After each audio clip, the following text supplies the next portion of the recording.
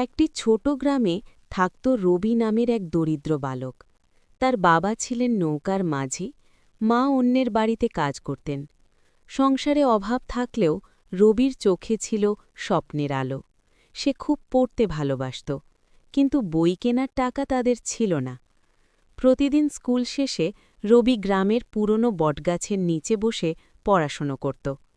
একদিন সে দেখল এক বৃদ্ধ লোক সে গাছের নিচে বসে কাঁদছেন। রবি কাছে গিয়ে জিজ্ঞেস করল, দাদু, আপনি কাঁদছেন কেন? বৃদ্ধ বললেন, আমি শহর থেকে এসেছি। পথে আমার টাকা আর কাগজপত্র হারিয়ে গেছে। এখন বুঝতে পারছি না কি করব। রবি ভাবল কিছুক্ষণ, তারপর বলল, চিন্তা করবেন না দাদু, আপনি আমার সঙ্গে আসুন। সে গ্রামের প্রধানের কাছে নিয়ে গেল বৃদ্ধকে। নিজের বুদ্ধি আর স্পষ্ট কথায় সব বুঝিয়ে বলল। গ্রামের লোকজন সাহায্য করে বৃদ্ধকে থাকার জায়গা ও খাবারের ব্যবস্থা করে দিল। কয়েকদিন পর সেই বৃদ্ধ চলে যাওয়ার সময় রবিকে একটি পুরনো বই উপহার দিলেন। বললেন, এই বইয়ে অনেক জ্ঞান আছে, কিন্তু তার থেকেও বড় জিনিস হল তোমার মন।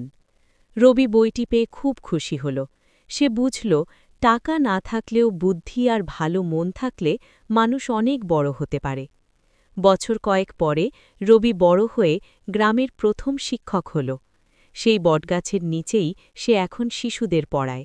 গাছটা আজও দাঁড়িয়ে আছে, সাক্ষী হয়ে, কিভাবে একটুখানি বুদ্ধি আর দয়া মানুষের জীবন বদলে দিতে পারে।